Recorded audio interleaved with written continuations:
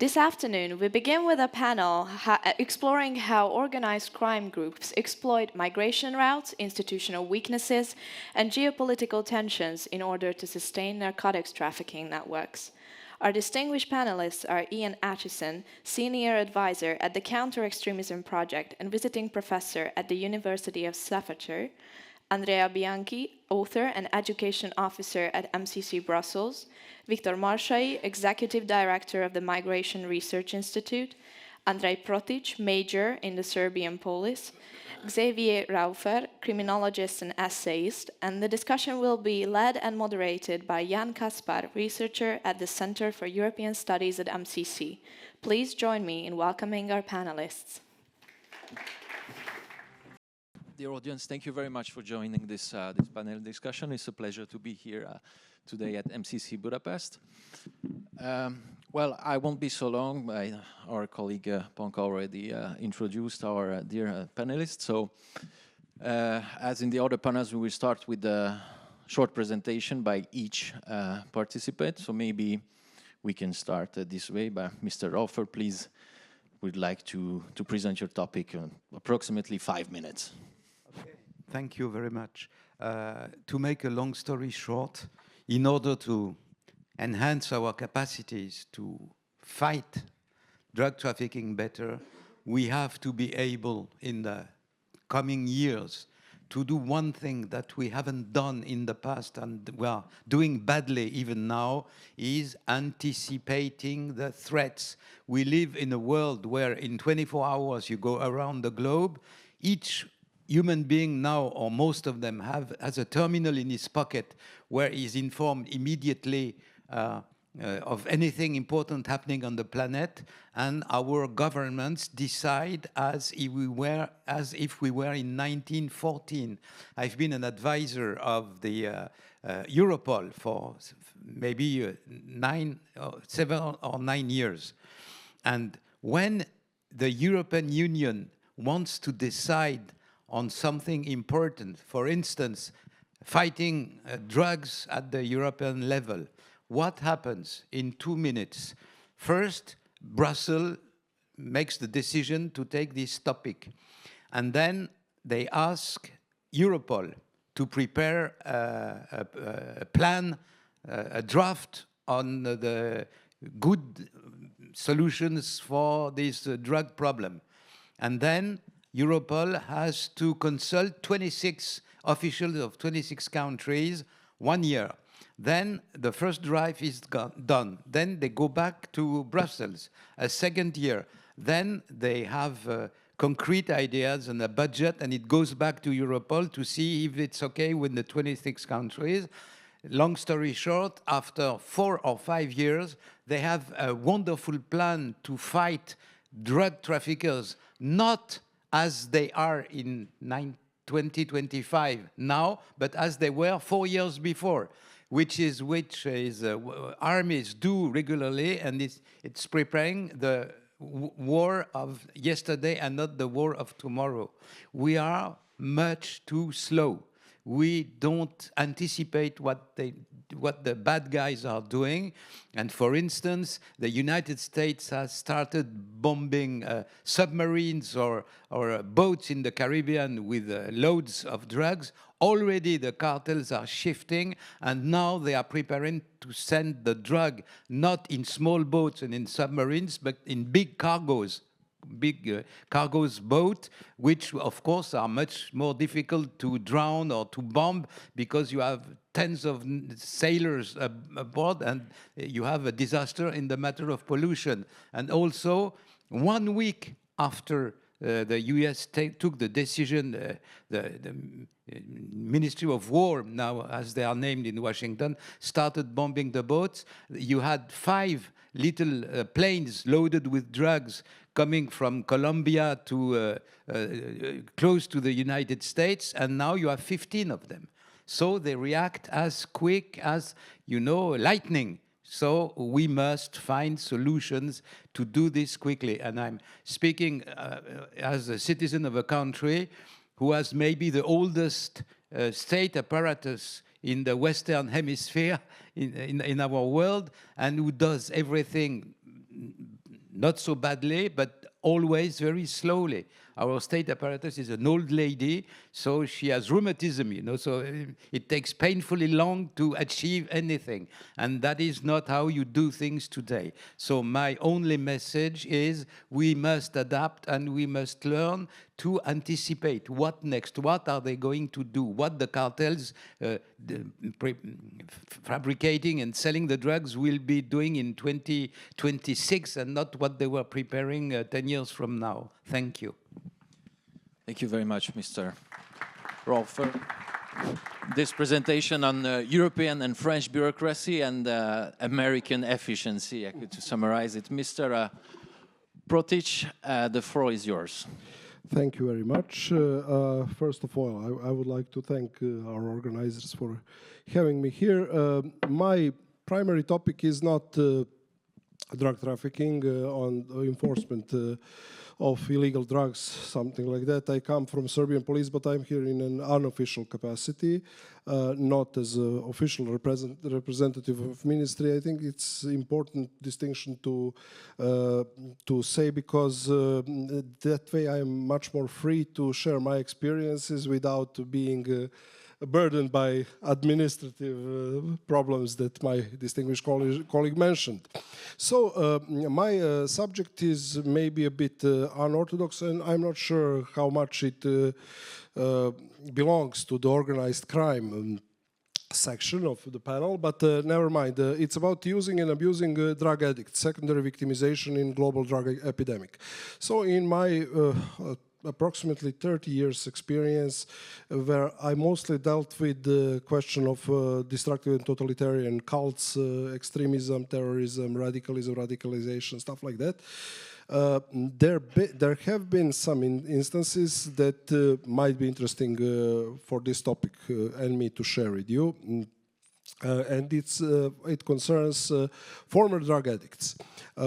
Some sort of secondary victimization that is going on, and the process that is usually unrecognized by the institutions, by the authorities, by many other people. So just to make an illustration of how it looks, for instance, just one of many, many instances that could be mentioned here, would be two declarations by the Council of Europe that are very interesting. So there was one document 9691 from January the 30th. And that's declaration number 342, and the other is declaration 345, just 2 months later, January and April. So declaration of January, from January of Council of Europe, praised the Narconon program. So does anybody know about Narconon program here in the audience? Raise a hand if you do. Has anybody heard it? Yes, our friend here, of course, has, because he's from California, and the Church of Scientology is very strong in California. So, yes, Narconon program is tied to the Church of Scientology. And you have a declaration of Council of Europe from 2003 that praised this program and the geniality of L. Ron Hubbard, dead by now, of course, by that time, who made a genius program of recovery of addicts and kicking drugs. But yes, as my distinguished colleague mentioned, not just illegal narcotics, but all drugs. So cytostatics for the cancer, so drugs for psychosis, any type of drug. Of course, Scientology is also against psychiatry as a science, as a whole, and they view psychiatry as a Nazi product, essentially, and they are strongly against psychiatry as a science.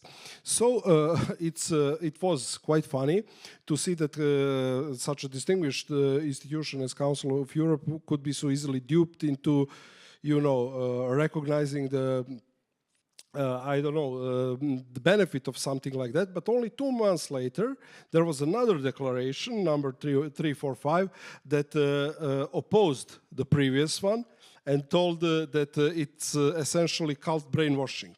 It's a question of cult brainwashing. So this is just one example that shows how complex this issue of former addict is, and that kicking the substance itself usually doesn't resolve problems but create new problems, because now they become susceptible to recruitment by various cults, extremist groups, and so on and so forth. Since this is 5 minutes, I should probably break now. I'm expecting questions from our host, of course, and you guys. Also, anything that you need to ask, I will try to answer. Thanks. We will continue. Sorry. We should continue with our guests from the UK, because colleagues will come last. And you have an expertise in the prison, and will be very interesting in your point of view from the UK, because we've talked about the situation in Europe, the situation in the US. So British people always a very particular point of view. So please, you can. Thank you. I wasn't expecting to be asked next, so hence my surprise. And thank you very much to the organisers for inviting me here today. And as you've correctly said, I'm from the United Kingdom, and we have a particular problem with migration at the moment, which is just short of a crisis, I would say. And actually, this is being recognised by all of the political parties who are now in a competition to see what they can do about it. And there's a very direct relationship between migration, irregular or illegal migration in particular, and organised crime and drugs, that I'm going to try to very quickly connect together using some notes, because I'm 57 and I forget things. So I'm afraid I'm going to have to refer to my book here. So let's talk about migration, first of all, very quickly. So in the United Kingdom, and this is data from our official statistics agency, between 2015 and 2024, we had a net increase in people coming into the country and spending more than 12 months of between 3.8 and 4.25 million people. Now, for a country with a population of about 70 million, that's a very significant number. 99% of those people, it has to be said, were coming legitimately, either with visas or through, until we left the European Union, the European Union's free movement, or through various humanitarian programs that related to, for example, Ukraine or Hong Kong, excuse me, or Afghan resettlement.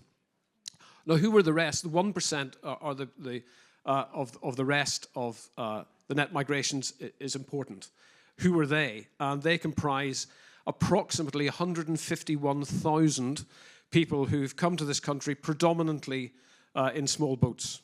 And I'm sure if you're familiar with what's happening in the UK, you'll have seen reporting of an enormous number of people who've arrived, normally who claim asylum shortly afterwards, who've got rid of their identification, and who are trafficked across the English Channel, mostly by organised crime syndication. And of course, on top of that, there is an unquantifiable number of people who've arrived illegally but completely clandestinely. In other words, they're not picked up by our border force and escorted into our waters, and we have no idea how many of them there are, for obvious reasons. So there's a significant minority of people in the United Kingdom who have arrived illegally, and a lot of those people are prey to organised criminality. And what in particular are they doing? So the way this connects with organised criminal activity is basically, and particularly in relation to narcotics, is basically in three ways. So it's recruitment, exploitation, or active participation. So we've got a large number of people without papers, without identity, who've come into the United Kingdom, who have no means to support themselves, but are often put up in hotels, which has caused a large degree of social unrest in the country, but have no means to, for example, to work legitimately in the economy. So why do they get involved in the narcotics trade? Well, first of all, there's debt from smuggling fees that are owed to them because they've been perhaps without resources and have been taken across the channel by organised crime syndicates who then expect them to repay that debt over a number of years. You've got vulnerability to coercion for the same reason. And you've got opportunities within existing diaspora communities to become involved in the distribution of drugs. So, for example, what am I talking about here?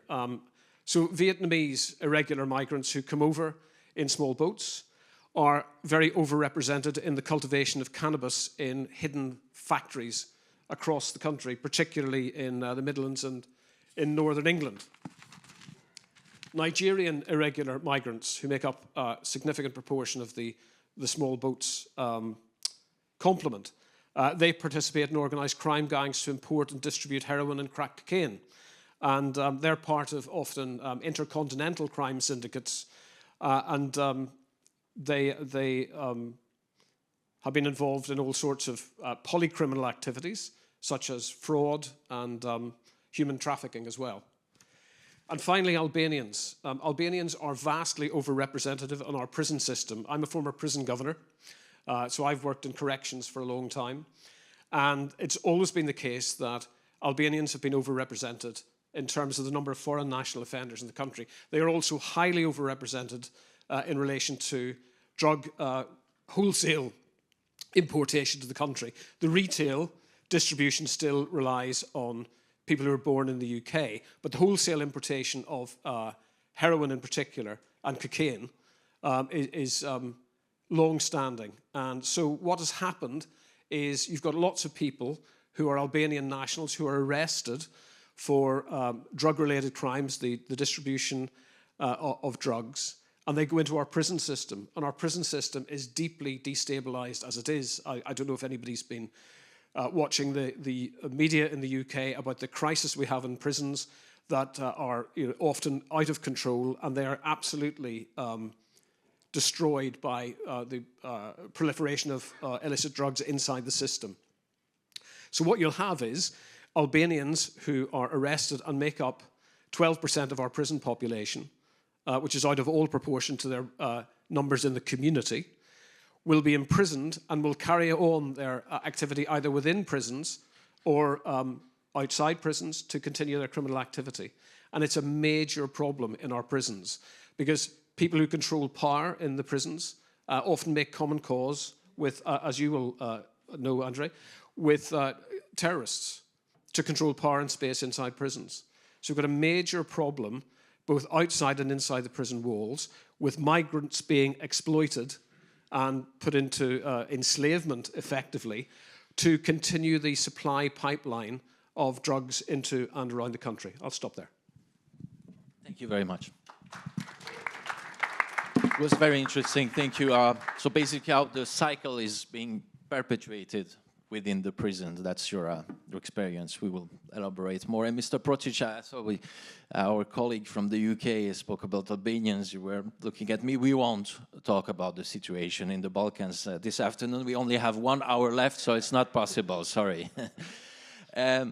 So we've spoke about the criminal profiles, the situation in the prisons, how we could be more efficient at a European and national level.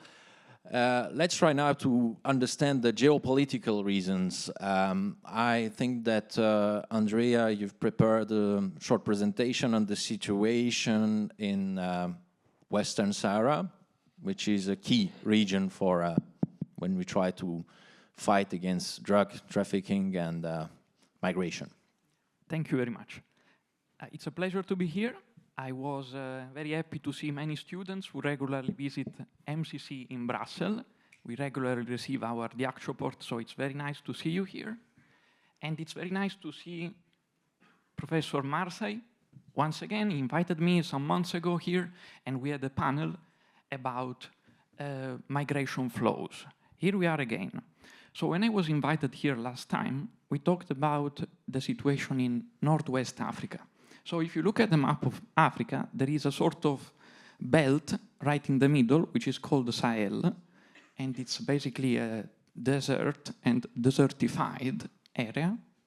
Across this area, as Professor will explain you soon, many migrants flow, trespass, and arrive Europe. On the northwest side of Africa, we have a situation quite peculiar, which is called Western Sahara. So as the name says, it's not a country, it's not a state, but it's an area. And in this area, we have some news, because some weeks ago, just a couple of weeks ago, I was going to receive a Diakshoport in Brussels from Voideshag, and I read on my mobile phone the news from the Security Council of United Nations.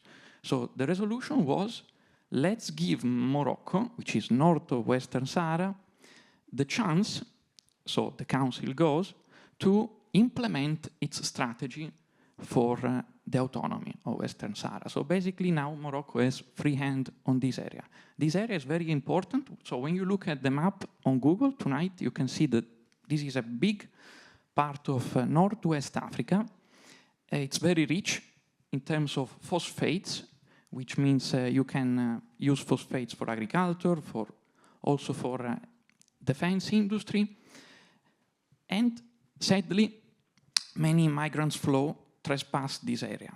So I would invite you also to have a look on the website of Migration Research Institute. We published a report, several reports about migration flows, about Morocco, about Western Sahara, so you can have a better overlook. But to go back to our topic, which is not just migration, but also drug flows, I would stress this. Morocco is a monarchy, right? So many companies are state-owned, and the news in Morocco is that cannabis was basically legalized, so this can reach very easily the European market. It's something we should take in consideration. Right yesterday, we received a perfect lesson about criminal organization in the Netherlands. That's called Mokro Mafia. It's very important to have a look at it because you can understand how the geography is very important, as Western Sahara, Morocco, and Amsterdam is part of the same route. It involves migration flows, migrants which become slaves in a negative, vicious circle, and drug consumption. So my last my last suggestion after all this wonderful lesson is always stay aware, because drugs are a hidden enemy. They can definitely infect your brain, and also study geography. So look at the map, because geography is the way through it Europe receives the drug. So that's my contribute. I will wait for some questions later. Thank you very much, Andrea. And last presentation, my dear colleague Viktor from Migration Institute. I think that you want to talk about the Sahel region, which is one of the epicenter of the Islamic terrorism, but also as a good example that illustrates the connection between human smuggling and drug trade.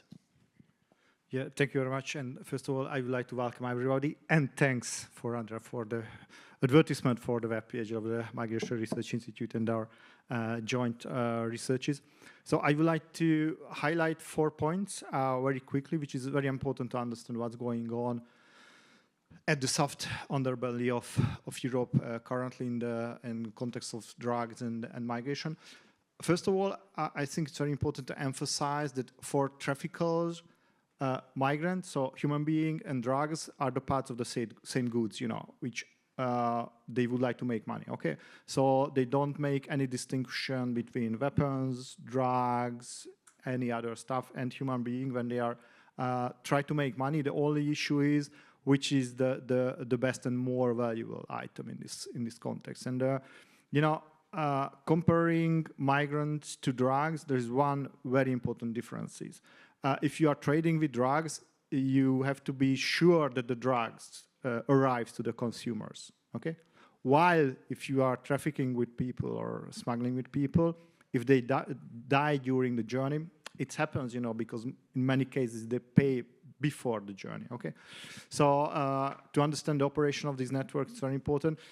Also because if there are different policies which try to stop one of the aspects of this whole illicit activities, if there is a big pressure on them, they very quickly shift to other stuff, as it was mentioned previously.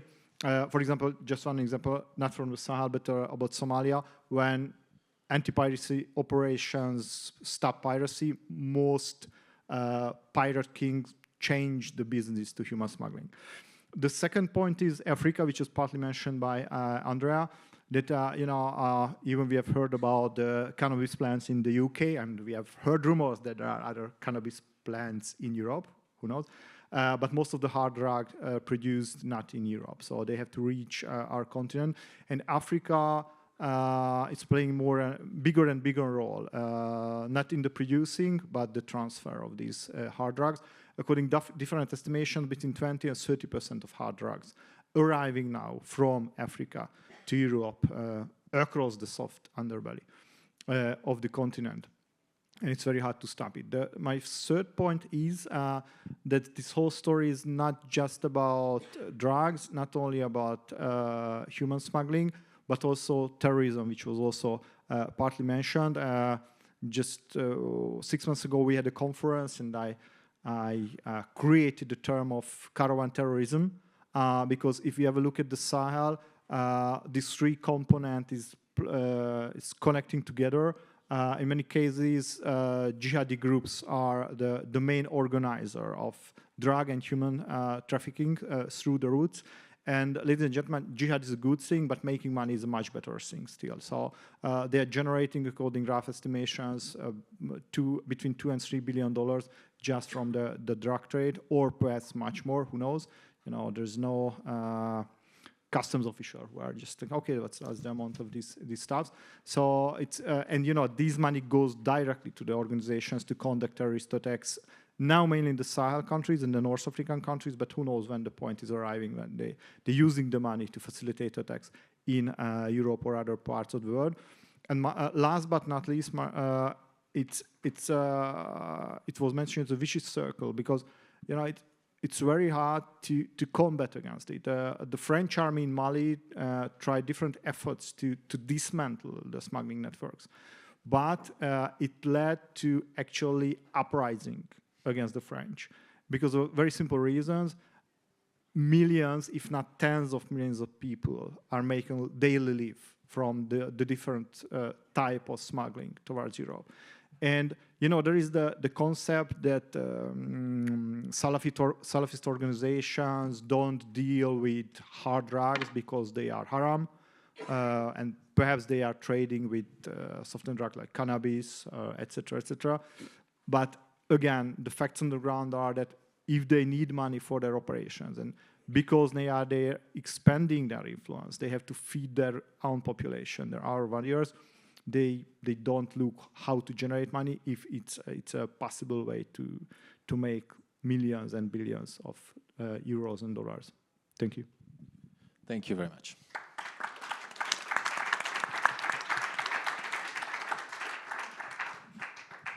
So I've spoken about the French activities in the Sahel region, which is always a very actual topic. So finally, as a Frenchman, I won't be accused to ask a question about French politics, because we have the privilege to have here Xavier Raufer, so now I can feel free to ask a question on France. In France, in the public debate, we usually say that in order to control migration, to control drug trafficking, to fight against all this violence, we need to reach security, stability in Northern Africa and also in the Sahel region. What we experienced in the last few days is that France's positions have been weakened in the Sahel region. The current government is accusing Russia to explain this situation, this disaster, and also a relationship of France and in the Maghreb region is always complicated with Algeria. In Morocco, it's better in the last few years or month. I'm sure that Andrea can speak about this.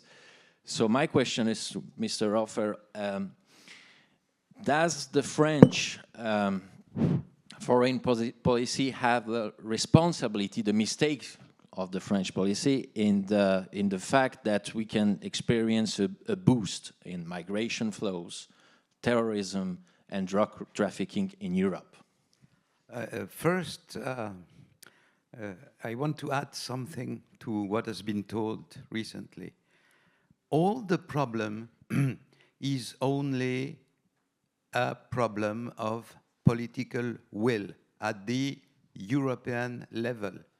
I know as a fact that, and it has been, there is a declaration only once of the head of the French military intelligence that we the French, we have the satellites in the sky. Each time a bus or a truck leaves Nigeria to cross the Sahara Desert to go to the Libyan coast and take the migrants to Europe, we know it. We know it. You have to cross 3 and even from some African point, 4,000 kilometers of desert. You have only a few, not roads, but dirt roads. And of course, to carry people along 3,000 kilometers, you must have stopovers with water, with gas, with everything needed to push the trucks northwards.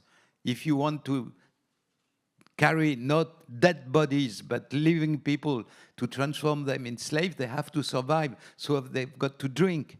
And so we know each time.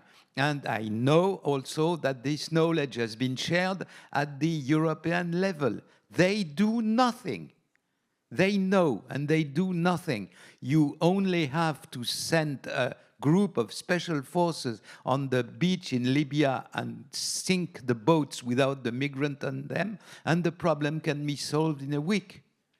They do nothing. They do nothing on purpose? Yes, exactly. Exactly. What is the reason? I'm not in the mind of the Mrs. von der Leyen and their colleagues, but they know. And once you know, there is in the French law an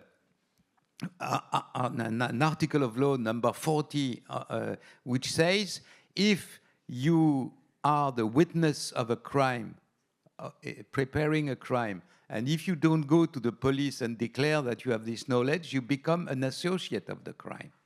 This is how, in any civilized country, they keep the civil servants out of looking the other way when a crime is committed. So in French, there's Article 40 du Code de procédure pénale, and if I, as a professor in a state university, I know that one of my students, they don't do that, but it's just an example, is about to sell 1 ton of cocaine, I have to go to the justice and write a letter and says, Mr. Procurator, I know I have the knowledge, so please note that blah, blah. So why don't the European Union do anything?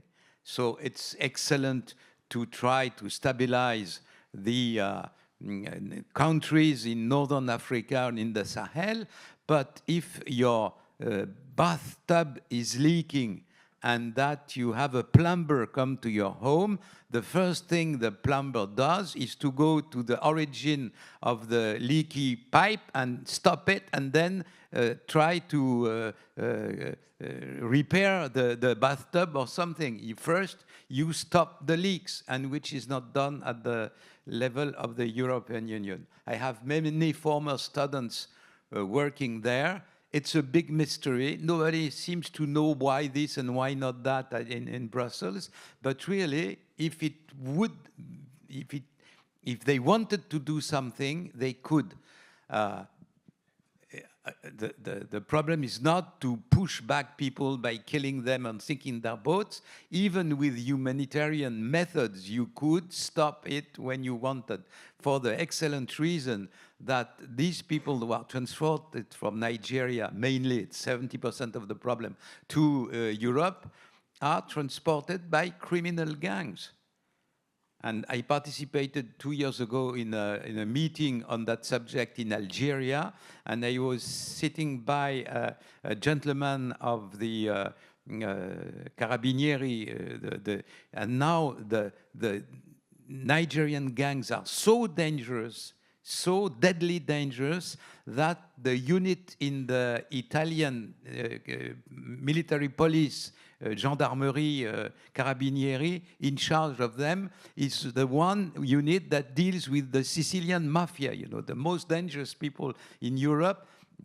So this is not a humanitarian crisis, and you know that this traffic is centralized, because whenever an Italian politician or a Spanish politician or a French politician takes a decision against trafficking in the Mediterranean, immediately they shift from going in the part of southern Mediterranean close to Italy or close to Spain or close to France, they shift from one day to another. How could isolated people, poor people lost in the desert do that like a snapping your finger and they shift 1,000 kilometers here to 1,000 kilometers there? It's perfectly centralized in Africa. We know how it happens. We have the capacity to react and we don't do it. The rest is, you know, poetry.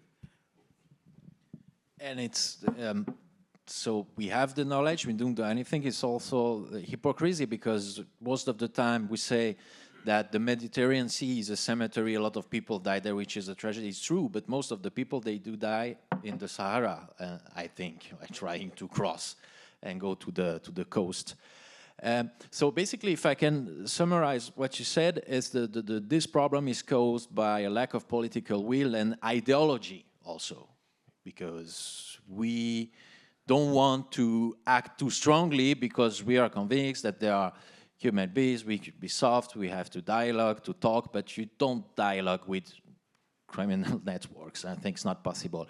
Did you experience the same in prisons? Is there ideological pressure? You have the knowledge as a specialist in prisons to make the connection between a criminal profile, you know how to treat the problem, you know what's the path, etc. Are there groups or is there any narrative that makes your work impossible? Is ideology a handicap in the prisons as well? I think to support previous speaker, there is a problem of political will. And unfortunately within prisons in the United Kingdom, and I'm sure this is replicated probably in France, the infiltration of drugs into prison is at such a level now that it is destroying across many of our penal institutions the possibility of rehabilitation. And I often think, I do a sort of thought experiment in my head about a minister, a new minister in our new Labour government, who's received information that says, for example, drone deliveries of drugs to cell windows has gone up 770%, that there are some prisons in the country that when they're prisoners are randomly tested, 50 to 60% of them test positive for drugs. And my thought experiment is that the new Minister for Justice says to his officials, we have to stop this. We must stop this. And the two answers that will come back are, first of all, yes, Minister, what with? We barely have enough staff who are able to work in some of the most hostile working environments in Western Europe to keep the lights on, let alone to deal with this problem. And the second issue speaks to the infiltration of organised criminality. An amazingly lucrative business of drug distribution inside prisons, which some people have estimated in the UK is worth $1 billion a year, where you have a literally captive market with high need, and you have a markup on drugs beyond the street value, which is astronomical. So the second answer that would come back to the minister is, can you tell us what level of disruption and instability and riots you're prepared to tolerate, because this problem is almost too big to deal with. And if I may, I just want to come back to one of the central issues here. Drugs in Europe and anywhere else is an elementary issue of supply and demand. I think in the United Kingdom, incidentally, we concentrate far too much on demand and not enough on interdiction of supply. But there are big societal problems here. You know, when you've got your middle-class journalist doing a line of coke in a North London dinner party, and you're unable to convince them of the horror and the violence and the exploitation that has resulted in that cocaine being in their, their living rooms, where they are basically, agreeing with each other about all their progressive aspirations and ideas, then you have a really major problem to sort out. And that is much bigger than, I'm afraid to say, the interdiction of one sort of, one vector, which we just heard about very eloquently from my colleague over there, through the Sahel, I mean, you know yourself, if that was interdicted tomorrow, if satellites were targeting that vector, the business is so big and the profits are so massive that another way would be found, because these people, these individuals, are rational actors in terms of making money, and they're incredibly dynamic, much more so, unfortunately, than the forces that are supposed to protect us from them. Thank you. Mr. Protic, what's your experience? In your presentation, you mentioned that psychiatry is considered as something, what was the term you used? I don't remember. Something forbidden, or it's a science. By the cult of Scientology, yes. Yes, of course. Because cults tend to have all the knowledge within themselves. My question would be, because when we speak about ideology, of course, and if we have in our scope migration and drug trade, of course, the ideology that I am mentioning is left-wing ideology, which means that someone is not completely responsible for his act because there is a social background, okay? And of course, the social background always exists. It's not a matter, we cannot deny this. Mr. Acheson, in your presentation, you mentioned that a lot of drug dealers are entering this business because they have economic and social problems, which is, in my perspective, some kind of justification or a beginning of the justification of a criminal act. He said he did something bad because he was obliged by the society to do so. What's your experience on the social background and the criminal responsibility? Is there any contradiction in your perspective? First of all, thanks for a wonderful question. First thing is, well, you know, in criminology, a question of motive always comes first. For drug dealers and human traffickers, motive is quite clear. Money in the first instance is some sort of social power in the next. But the new left that you are mentioning, that is quite an interesting phenomena, because the more you talk about it, the more you analyze it, the more you see how self-destructive that whole concept is. Because it used to be, you know, left ideologies used to be about some utopia, some imagined paradise on earth, something like that. But not in past few decades. It's more about, I don't know, virtue signaling of this or that subject in particular.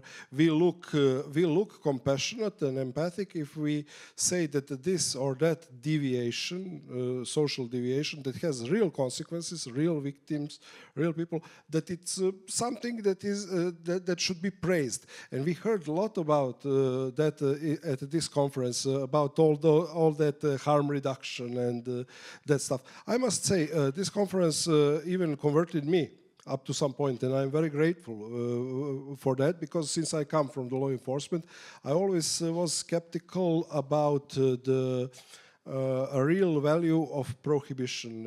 It never seemed for me to work enough. So zero tolerance, I was always under the question mark. But now, speaking with all these wonderful people and colleagues, I came to realization that, of course, it's a lesser of two evils, because if you don't prohibit the use and if you don't suppress it, then problem is not resolved. It deepens in practice. So in the context of your question, people who are discussing these social issues are usually completely out of any reality. They don't have a contact with reality, actually. They are just, from their cabinets, they are imagining some better world, something that they think that would be better, but actually is not. Lucky for me, I do have some 30 years of experience knowing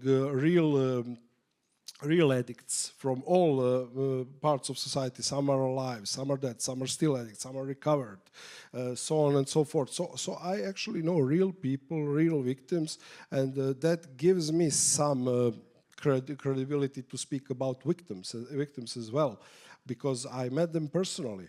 And the people that you are talking about who proclaim to be left, they usually don't know much about the world.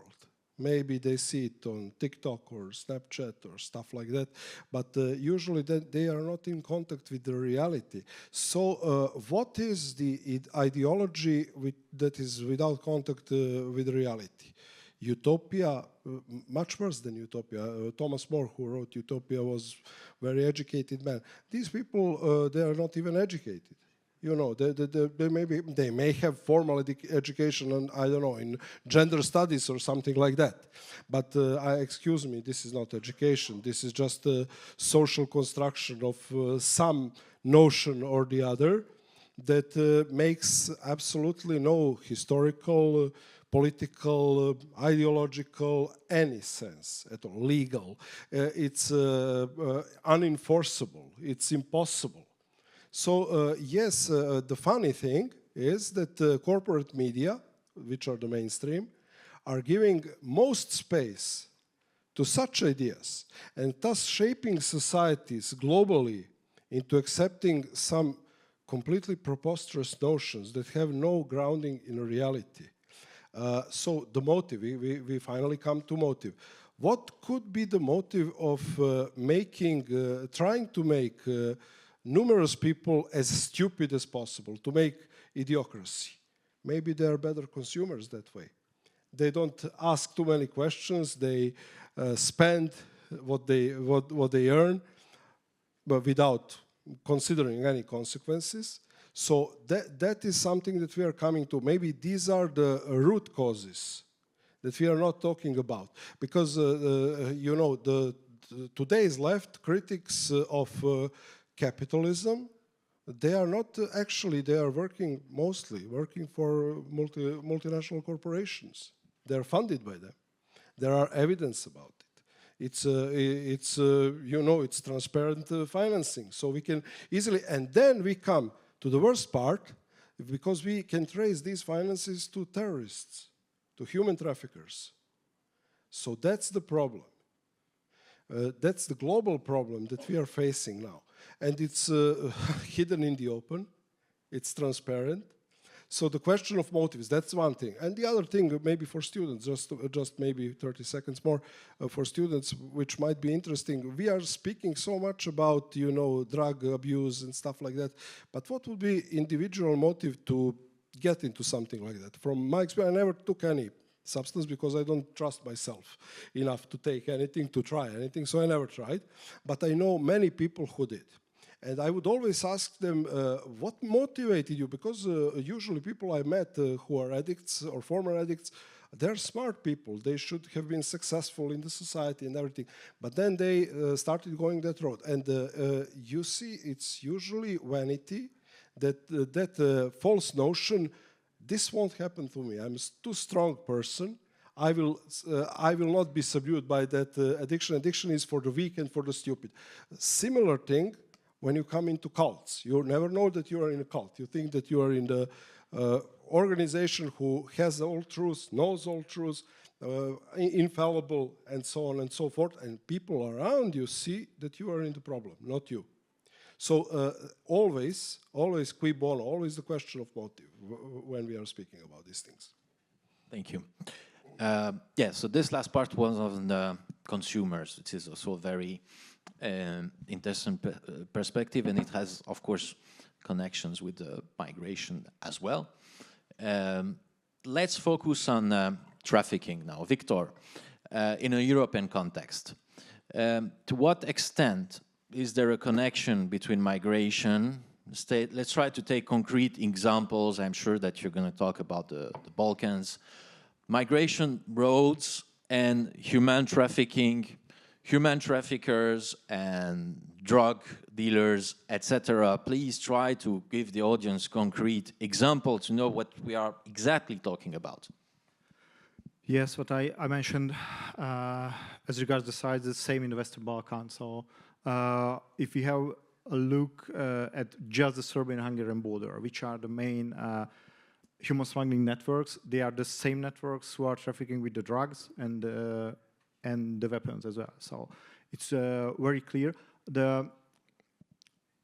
In the Hungarian context, the case is contrary, for example, to the United States, that the risk that individual people will be arrested is much higher than in the US context, because in the US context, it's sometimes the illegal migrants who are bringing drugs into the United States, because this is part of the payment, as it was, okay, bring 2 kilos fentanyl, and then you don't have to pay for the smugglers.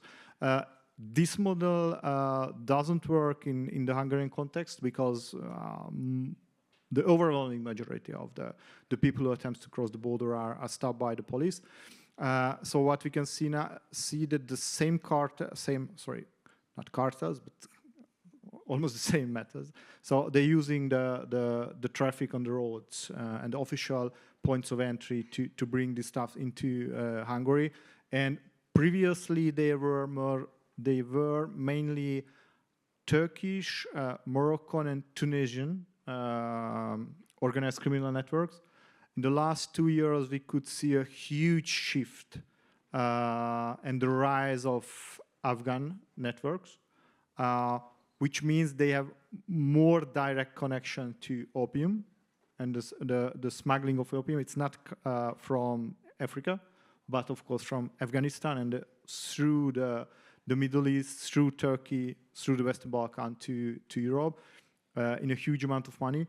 And of course, the networks are going towards Western Europe, Austria, Germany, etc., etc.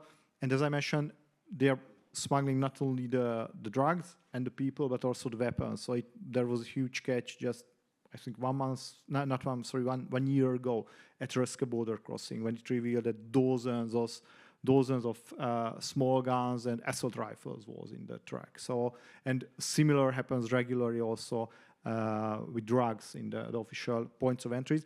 The problem is the same, again, as like in the case of human smuggling, that, Hungarian authorities arrest the drivers, and who cares, they go to prison, they are the very, very small fishes, and to finding the big boss is almost impossible, because most of the operation is conducted from Tunisia, from Afghanistan. There was an unclassified report by the Hungarian security services that actually the smuggling network are in connection with the Taliban in Afghanistan. Not because of ideological reason, but again, similarly to this caravan terrorism issue, because, Taliban badly needs hard currency, and smugglings go through hard currency. So, and it's the easiest way, to smuggle both drugs and people from Afghanistan, if you control the whole network from Kabul to Berlin, because then you don't have to pay for other, subcontractors. So this is the reason why these networks are likely cooperating with the Taliban. Mr. Raufer, you wanted to add something on Afghan opium. Yes, the last time the Afghan farmers were authorized to grow poppy was in 2022. And after, the head of the Taliban issued a fatwa forbidding the cultivation of poppy. And of course, when you are an important drug dealer, you don't sell every quantity you have the same year. So they kept some quantities of opium transformed in morphine and then in heroin until last year. But now there is no more opium in Afghanistan. This is the reason why, and it's very dangerous. Slowly, the heroin gets out of the consumption and is replaced by fentanyl and other drugs like that, which are opioids but synthetic. And we know each hectare of cultivation of poppy opium in Afghanistan with the satellites. and it has decreased 95% since 2022. Now, in Kandahar, opium is a Pashtun problem. They grow essentially in Kandahar, in the south of Afghanistan, and there, I don't say that the Taliban are nice guys and they are doing a good job. They are for sure replacing the former drugs by other illicit businesses, but as far as heroin is concerned, you see that more than 5 years ago, you've got more heroin being produced in the Golden Triangle now again, that is the borders between Laos and Cambodia and all these places, and much less in Afghanistan. Victor, but please very briefly, but then we need to switch to Latin America, the US, etc. I'll be very brief. Just, it was 3 or 4 months ago that, okay, officially the fatwa is still on the place, but unofficially, you know, the Taliban, you know, turned their eyes to other direction by letting people to make opium again, okay? Because they realize that they are losing too much money. They can't provide anything instead of the opium income for the local population. And since, you know, the stability of Taliban regime is now in Afghanistan based on the local negotiation with local chiefs, they are more loose, you know, to let the production of opium and then the production of heroin. So my assumption is that the next 6 and 12 months we'll see again the heroin in the market. There are debates. Is there opium production in Afghanistan? We need to go there to check because we cannot be sure. So now let's speak about the US, the Caribbean Sea, Latin America, South America, which is a huge topic, but very actual. You know, Trump is leading a fight against drug cartels, and that explains officially his new policy through South America, Latin America. That's the official reason, so I will be very curious to have your opinion on this. But maybe let's start with our prison experts. Is there anything useful because, you know, America is a very contradictory country, I mean, the US. On the one hand, it's the capital of wokeism, you know, very left-wing ideology, but in the same time, of course, this is due to the internal politics, Democrats, Republicans, and Trump came into power, but still, the structure of the functioning of the institutions are still very contradictory in that extent, is that they are very tough against drug cartels. So we have the feeling that there is no ideology, that the prisons are very tough. That's the European perspective. Our vision may be facilitated by Hollywood as well. It's a real question, because what is the reality? Because we have the feeling that they don't have those ideology problems that we have to manage and to deal with the prisoners and cartels, etc. That they are managing all those very, very critical problems in a tough way, and at the same time in Europe, we have too idealistic vision of those problems. What's the reality? Right.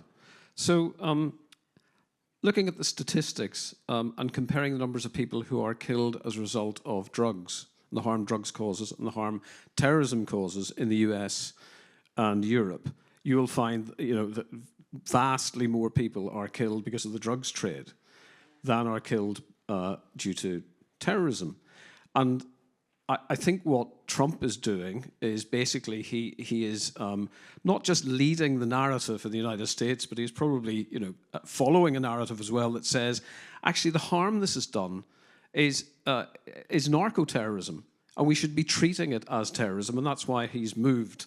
You know, I think the application of kinetic force, as it were, against the drugs cartels into this space, and he's telling people, you know, these people they're terrorizing communities, they're destroying communities because of the fentanyl in particular. And Tom in the audience there was talking about the enormous tsunami of problems that we in Europe are going to face when fentanyl starts coming into our communities.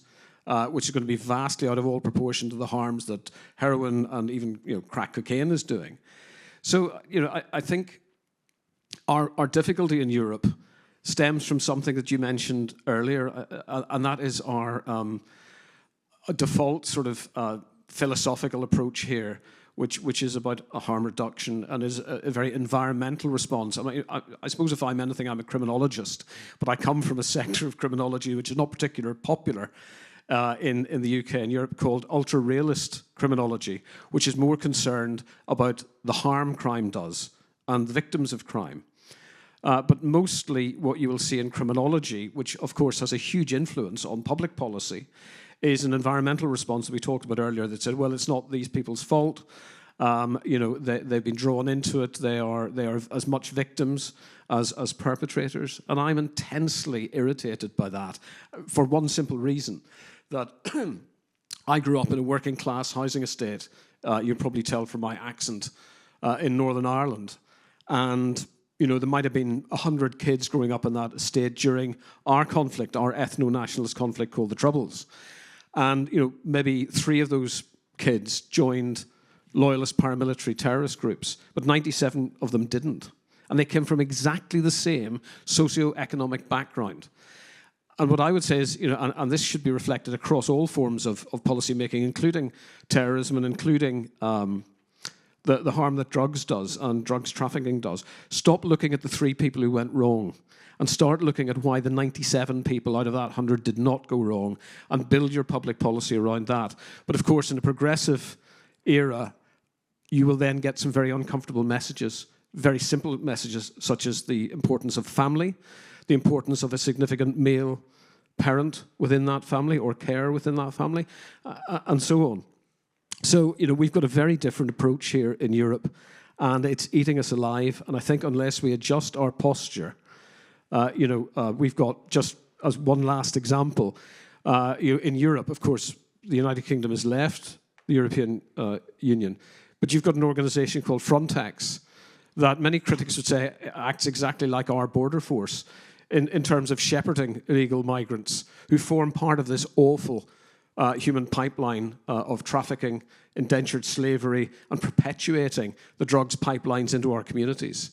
Whereas actually they should be taking a much tougher posture in trying to stop people from coming in the first place, in trying to help those communities that people are coming from as economic migrants who are inevitably pulled into the crime, terror, drugs nexus.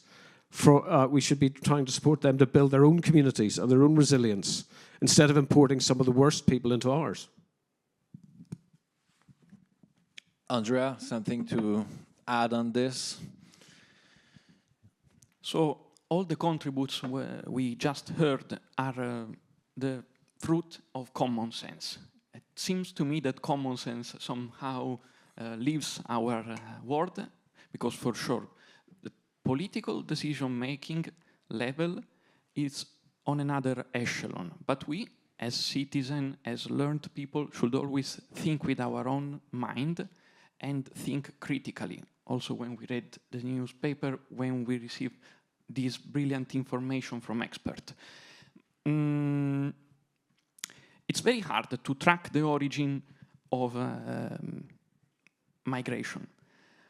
But what I can say as an Italian is that the stark contrast between Hungary and Italy is that Hungary is, as they say, landlocked, and Italy, on the other hand, is projected in the Mediterranean Sea.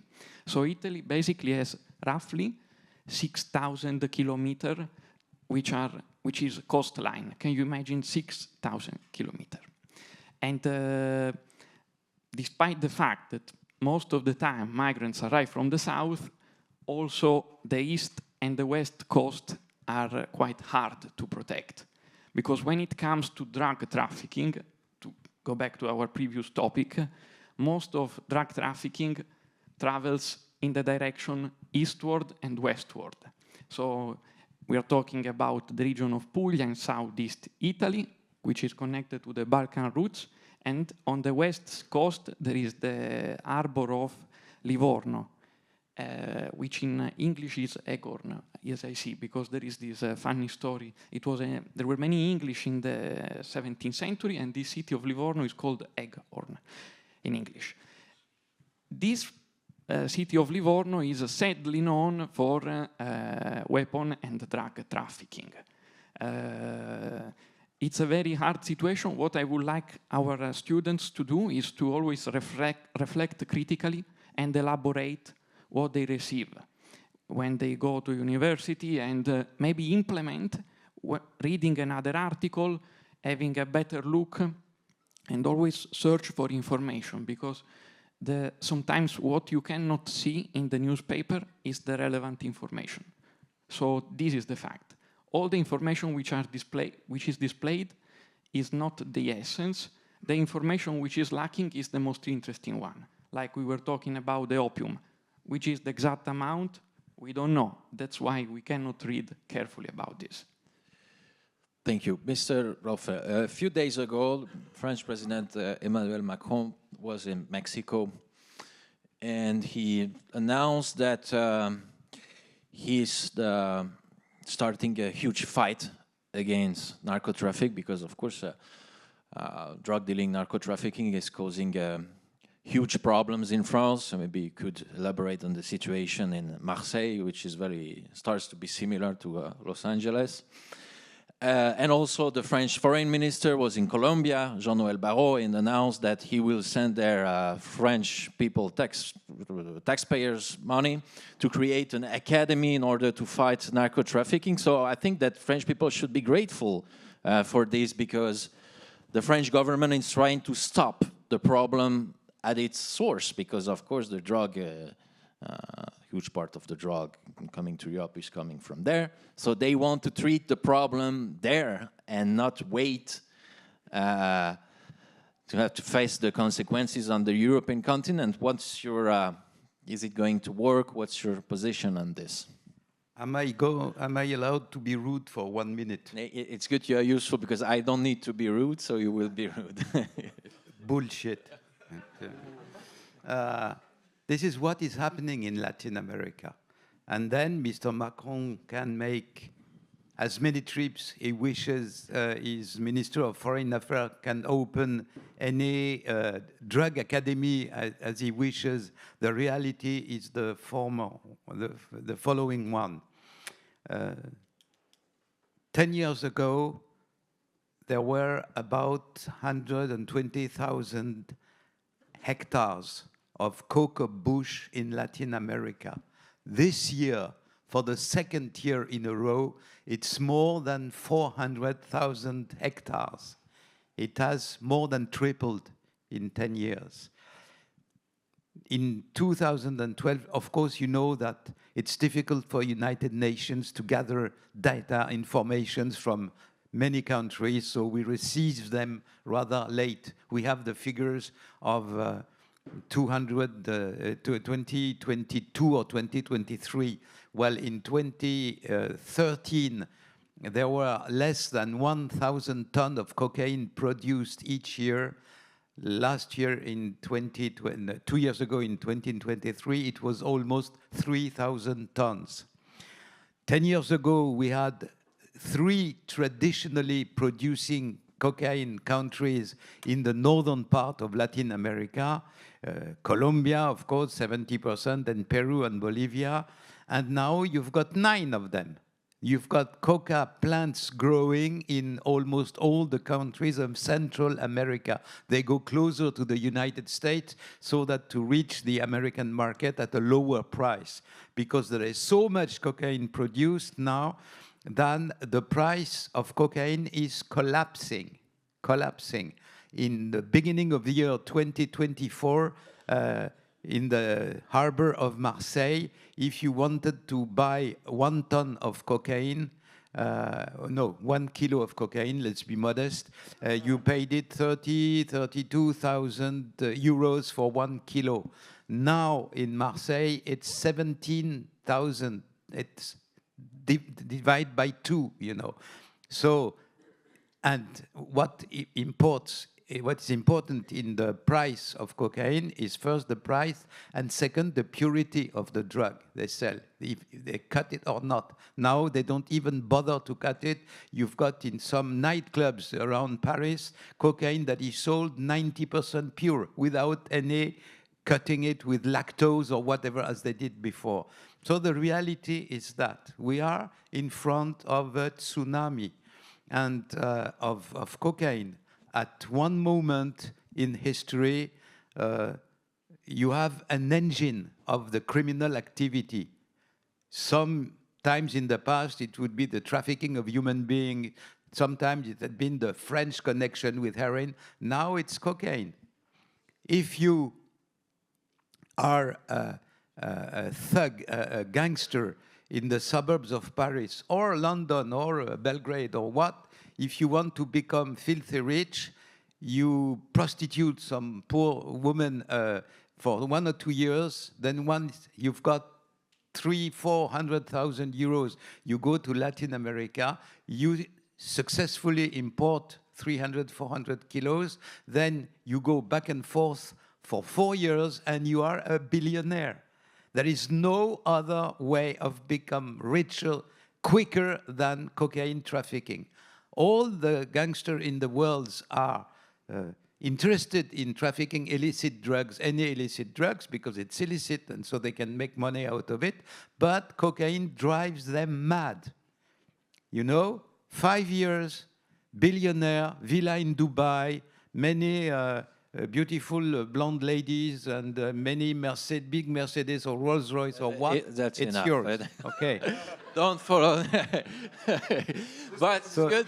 yes, you don't need to watch Netflix tonight. Your But best even criminal show. I Xavier gave you- Raufer is here. I gave you the price now, so Okay. you don't get fooled. Thank you for those examples. It would be a pleasure to continue on this, because we should speak about Marseille, which is very important, the relationship between the terrorism, and because in Marseille, the Islamism is not so strong than other cities because this is of the drug, right? Because, and etc. Also, there are debates in France, of course, to legalize marijuana, cannabis, and some arguments they're saying that, okay, the state is going to deal officially with this trafficking, but then it will develop cocaine trafficking, because, as you said before the panel, the only way to stop a criminal, I mean, the limit is to stop it. I mean, he will become another type of criminal. Let's switch back to our geopolitical experts, and maybe we will finish one question for you. Trump in the US. You all remember this very famous sentence, even in Europe, it's become very famous during the campaigns. They are bringing in drugs and crime, etc., etc. I was speaking about the migrants. This policy through Latin America, Venezuela, which is officially a fight against the drug cartels. Is it the only reason, or is there a kind of a new Monroe doctrine here in Trump policy? Is the Latin America, South America, the backyard of the US, like in the 19th century? Or what's the proportion? Like 70% of its action can be explained because of the problem of drug, the US, which is a huge problem in the US, and as you mentioned, way more huge than in Europe, or it's simply geopolitics, energy, resources, influence, power, etc., etc. Andrea, maybe. May I ask Professor Marsai to start, because I would like to act diplomatically and Okay. align myself.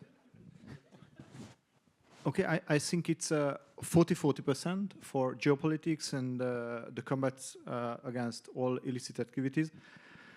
And I think there are 20% other factor, which means that both under the first Trump administration and now during the second administration, the Pentagon or the Department of War got more freedom to act all around the globe to combat against different threats aiming the United States. It's very visible if we have a look at what now the US Navy is doing in the Caribbean Sea during these strikes.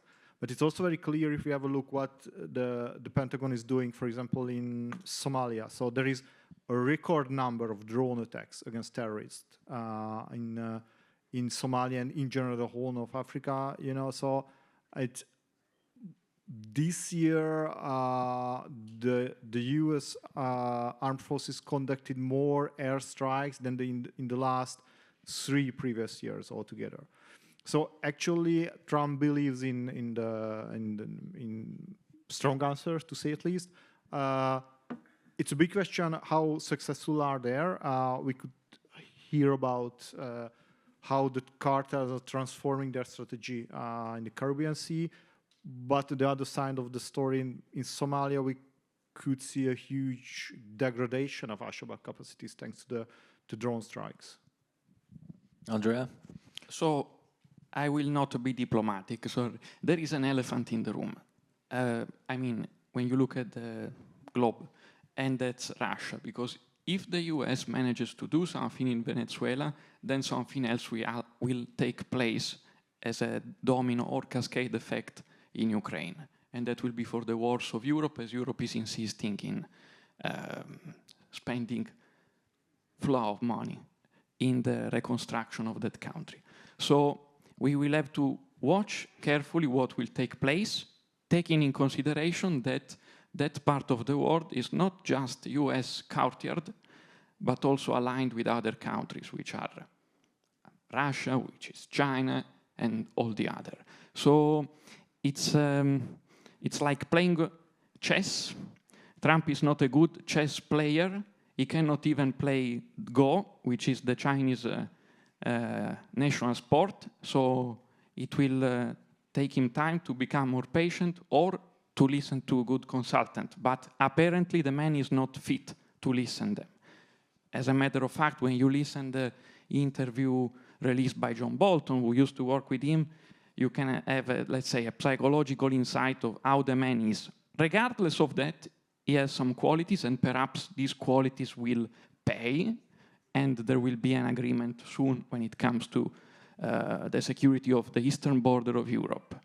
So we have to monitor carefully this, taking in consideration what happens on other strategic, let's say, region. Yes, Latin America, key region for the next few months, next few years, not only because of our topic, but for other reasons. I think there's 9 elections will happen in 1 year on this continent. So, of course, that's the room for some maneuver, etc. It will be very exciting to see what's going to happen there. I have plenty of questions here. Not so much, like 5 or 6, but to take one for Mr. Protic, and we'll switch back to Europe, Balkans. It's also a key region in Europe when we are talking about migration, drug trafficking, etc. All the roads, we spoke about Albanians, of course, etc., which are very active also in South America, I think, the networks. You wrote a book on this 20 years ago, no, Mr. Raufer? I think so. I have it at home. It's a very old edition. What is the biggest law enforcement blind spot that are using those traffickers in your region, in the Balkans? What can we enhance or develop there to fight against these traffickers? As you may know or not know, Kosovo is recognized by some countries as an independent state.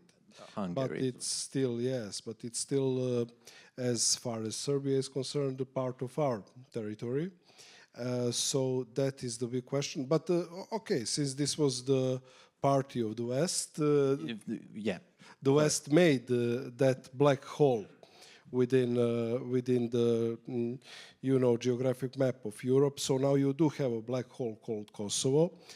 Serbia doesn't have much authority over that region.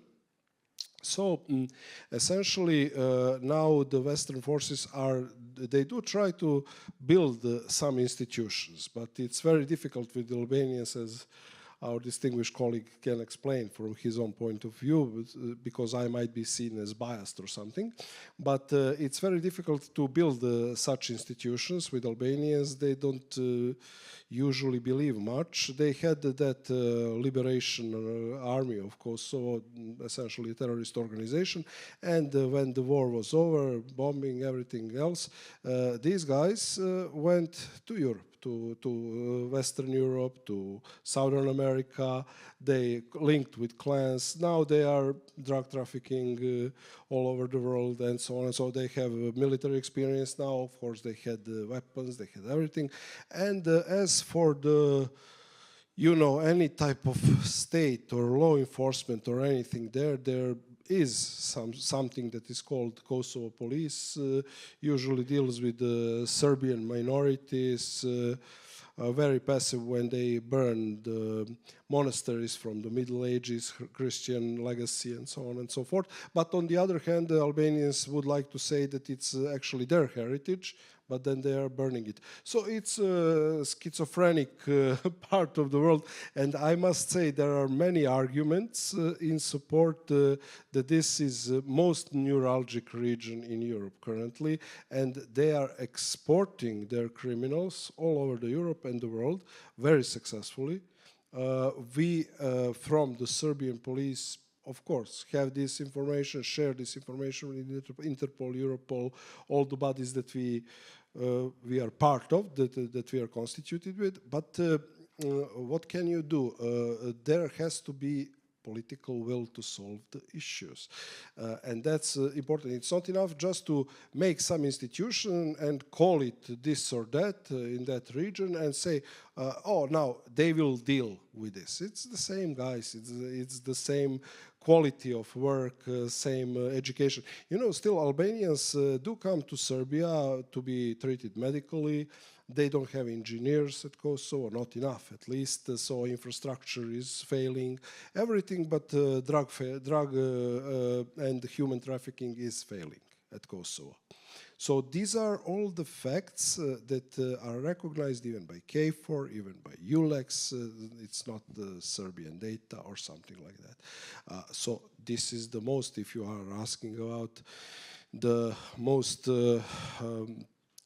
challenging region in Europe, it's probably Kosovo.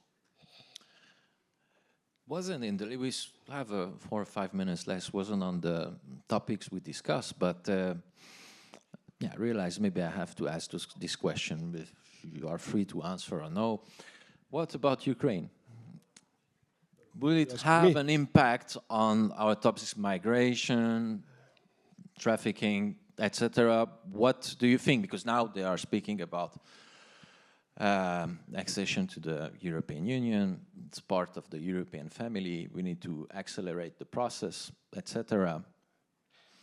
A lot of people have doubts on this for financial, political reason. But what about our key topics: migration, violence, human trafficking, etc., demography? What about the situation like 400 or 500 kilometers from here? It's a huge country. What's your opinion on this? If it's a question for me, well, yes. Maybe all the other participants. But I can tell you what I think. It's already happening because lots of Ukrainians and some Russians are already in Serbia as refugees. I guess in Hungary also, in Germany, Poland. So as I know it, all over the place, because they are running away from war and so on and so forth. It would be very interesting if you would import this war that you didn't start, and as Hungary, for instance, or other European states. So nobody is at fault, particularly from the European Union as a state. I'm not speaking about... What about the impacts on migration roads, drug trafficking? It's a huge country, complex country. A lot of people are criticizing a lot of things happening there. It will, of course, impact our main topics. It already impacts. It's already impacted, right? Could I jump in here? Yeah. Just to say, I understand why the question's being asked. I'd be much more concerned about what's happened and continues to happen in Belarus, which is obviously bordering the Ukraine, where migration has been weaponized into the European Union, quite plainly, as a tactic in the conflict. So, at the Polish border. Yes, absolutely. And in terms of the Baltic states as well. Viktor? Yeah, but I think Belarus and Ukraine is the part of the same story. So there are explanations that what happened in Belarus was the test, and what actually happened was the case of Ukrainian refugees. Because don't forget, currently there are 4 million Ukrainians in certain European countries. Sociologists always telling that 2 years the critical time. Until 2 years, everybody would like to go home, return home. But after 2 years, integration, kids are at the school, have a girlfriend or a boyfriend. So the willing to return is declining. And now we passed the third anniversary of the start of the Russian aggression. So the overwhelming majority of these 4 million people will stay with us. And contrary to the first assumptions that workers are coming to Europe to help the labor market, the overwhelming majority arrived was women, elderly people, and children. So in short term, they are burden for the European social system. And the other side of the story, Ukraine is a big country, but not as big country to lose 4 million people. So it was completely the part of the Russian, let's say, hybrid strategy to empty out Ukraine for a whole generation. Geography is static and roots are dynamic. The problem of the Balkan, the whole area, is the Balkan route. It has been calculated by experts in Brussels that 70% of everything illegal entering the European Union, human beings, weapons, drugs, comes through the Balkan route. So we have the same problem with Ukraine. Between Western Europe and even part of Eastern Europe and Ukraine, you've got a range of mountains named the Carpathian range. This chain of mountain has never been dominated even by any empire since the Roman Empire. The Holy Roman Germanic Empire couldn't control it. The Ottoman Empire couldn't control it. The Habsburg Empire couldn't control it. And even the Soviet Union couldn't control it. I talked in Moscow with chiefs of police in Moscow who told me that close to the end of the Soviet Union, in the Ukrainian Subcarpathian area, complete trains, I mean, with the locomotive and everything, were stolen there. And the guy, he was chief of police for the Soviet police from Siberia to Ukraine. He said, I never saw that in my life. Plus, between Subcarpathian range and, for instance, Romania, you've got 650 kilometers of border in huge mountains and forests. It's where 70% of the wild animals in Europe exist. Lynx, wolves, bears, etc. And it's absolutely out of control. Now in Paris, the gangs sell counterfeit cigarettes in the metro in Paris, and now more than 70% of the phony cigarettes are built in small cities in the Carpathian area. We told that to the NATO guys in Brussels, said, watch out, this is a dangerous place. You know, in northern Romania, the Ottoman Empire devoted the security to the local chiefs and said, okay, you can remain Christian if you wish, but protect us from the devils coming from the mountain in that direction. And since then, there was never a real control on this area. And this is between them and us, and a lot of Ukrainian prostitutes go through there, then go to the Western Europe, etc. And this is becoming a new Balkan route, and it's extremely dangerous because of synthetic drugs, methamphetamine, etc., that are also manufactured there. And if you go in small cities in Subcarpathic Ukraine, you see exactly what happened in Medellin 30 years ago. You see huge and fantastic, beautiful villas. You see luxury cars. You see young guys with gold chains around their neck. And this signals that new type of cartels are emerging from there. And this is, at one moment, the war will finish between Russia and Ukraine. Wars always finish. But when the war finishes and you have an area full of guns, either legally or illegally, an area full of young people who are disappointed by the issue of war. This is the recipe for organized crime or terrorism. And I think that now the European Union officials are blinded by their vision of what should happen in this area and not at all take care of this emerging huge criminal problem. We could continue for another hour, especially with those insights from Mr. Raufer. We could be a screenplay writer for Hollywood. It's beautiful to listen to you, really. It's fascinating. Thank you very much to all our participants. I hope that the audience enjoyed this panel. I wish you a great afternoon. I think that we have a break until the other panel. Thank you very much for being here.